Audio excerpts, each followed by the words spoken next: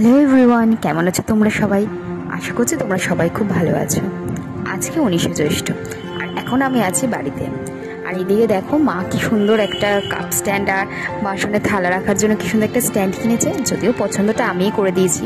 পরে দেখতেই পাচ্ছ নতুন রান্নাঘরে আজকে আমরা লোকনাথ বাবার ভোগ দিয়ে উদ্বোধন করব। ভোগ তো বেশিরমভাবে দেওয়া যাবে না, কারণ আজকে 19শে জ্যৈষ্ঠ দিনটা পড়েছে একাদশী। তো একাদশীতে তো ঠাকুরকে চালের ভোগ দেওয়া যায় না, তাই জন্য প্রথমে যদিও ভেবেছিলাম পোলাও আলুর দম করে দেবো, কিন্তু সেটা আর হলো না। ঠাকুরকে একটু পায়েস, লুচি, সুজি এগুলোই করে দেবো। পায়েসটাও কিন্তু আমরা এমনি চালে করতে পারবো না, এটাকে কাউন্ট চাল না শ্যামা চাল বলে, তো সেই চালেরই আমি দেখো পায়েস করে দিচ্ছি। তো আমাদের এটা ঠাকুরের গ্যাস ওভেন, কিন্তু গ্যাস ওভেনটা আমরা কিছুতেই সিলিন্ডারের সাথে লাগাতে পারছিলাম না, তাই জন্য নতুন ইন্ডাকশান ছিল, ইন্ডাকশানে শুরু করে দিলাম ঠাকুরের রান্না। তো এদিকে দেখো দুধ ফুটছে আর ওদিকে আমাদের সুজি কিন্তু অলরেডি তৈরি হয়ে গেছে, আর আমি ময়দাও মেখে রেখে দিয়েছি। ঠাকুরের কাজ করতে আমার প্রথম থেকে খুব ভালো লাগে। ঘরের কাজ যদিও না করতাম, রান্না বান্নার দিকে এত আমার ইন্টারেস্ট না থাকলেও কিন্তু ঠাকুরের কাজে যদি কিছু করতে হয় আমার বরাবরই ভালো লাগে।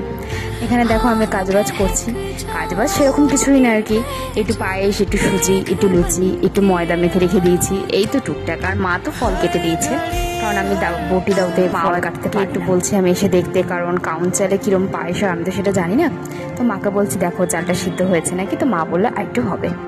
এরকমভাবেই চলছে, দুজন মিলে টুকটুক করে সমস্ত কিছু করছি। বেলাও বেশ অনেকটা হয়ে গেছে। এদিকে দেখো মা ফল কেটে একদম রেডি করে দিয়েছে, আর পুজোটা আমিই দেবো। বাড়িতে তো আমি পুজো সবসময় দিতাম, তোমরা হয়তো অনেকেই জানো যারা প্রথম থেকে আমার ভিডিও দেয়। এদিকে দেখো দুধ কলা ঠাকুরকে দেয়, কারণ আমরা দুধ কলা না দিয়ে, ঠাকুরকে দুধ কলা না দিয়ে আমরা কিন্তু বাড়িতে খেতে পারি না।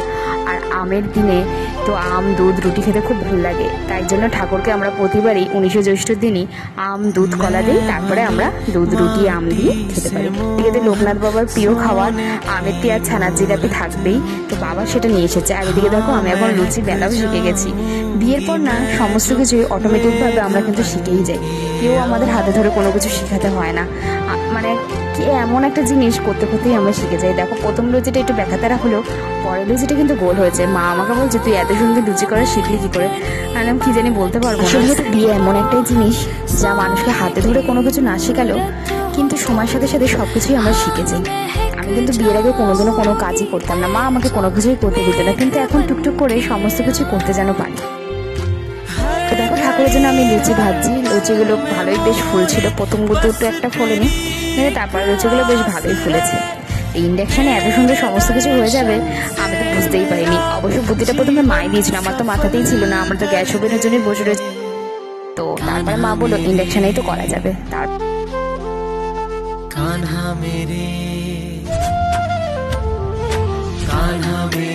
আমি সব করতে মা গুছিয়ে দিয়েছে, আর আমি চলে আসলাম উপরে পুজো দিতে।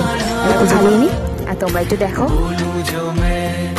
রাধে রাধে তুম দৌড়ে চলে আনা, কাन्हा मेरे ओ मेरे कान्हा, बोलूं जो मैं राधे राधे तुम दौड़े चले आना। गम प गम प गम प गम प सा प धनी धा धनी धा म धनी धा धनी सा।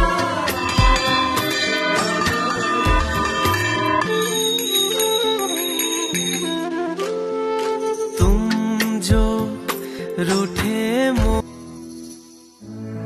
দিয়ে আস্তে না আস্তে টিফিন খেয়ে দেখি অ্যাকোয়াগার্ডে লোক এসেছে নতুন রান্নাঘরে অ্যাকোয়াগার্ড লাগানোর জন্য। তো একটা একটা করে যখন জিনিসগুলো হয় তখন দেখতে খুব ভালো লাগে। তারপরে তো দুপুরবেলা খাওয়া দাওয়া করেছে, আজকে তো নিরামিষ খেয়েছি।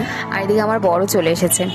তো বর এসেছে, এখন বর, মা সব মিলে ফ্রিজটাকে আমরা ওই ঘর থেকে নতুন রান্নাঘরে নিয়ে চলে আসলাম। কি সুন্দর লাগছে দেখো, আর আমাদের ফ্রিজের কালারটা খুব সুন্দর, এখনও মনে হয় যেন নতুন। প্রায় 5-6 বছর হয়ে গেল, কিন্তু এখনও খুব সুন্দর রয়েছে। আসলে আমার মা খুব জিনিসের যত্ন করে, সেগুলোকে ভালোভাবে মোছা যত্ন করলেই তো জিনিসগুলো নতুন থাকে, তাই না?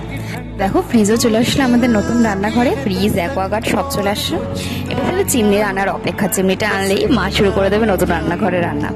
মার থেকে আমি বেশি এক্সাইটেড, কারণ মার রান্নাঘরের অনেক দিনের একটা শখ ছিল, তো সেই শখটা এতদিন বাদে পূর্ণ হলো।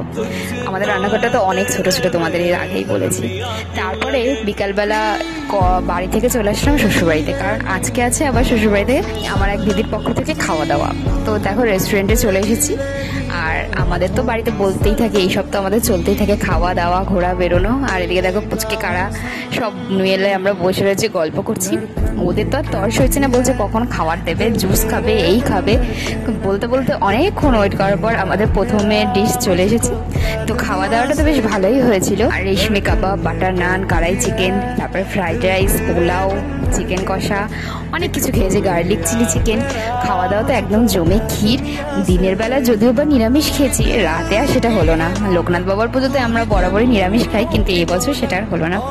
ঠিক আছে, বাইরে খেয়েছি তো অসুবিধা হবে না, ঠাকুর পাপ যাবে না হয়তো। মানে দেখো সবার ছবি তোলার এত ঘোর চলছে, আর রেস্টুরেন্টে যারা রয়েছে সবাই ভাবছে এরা কখন যাবে। সব থেকে লাস্ট অব্দি আমরাই ছিলাম এত জন মিলে।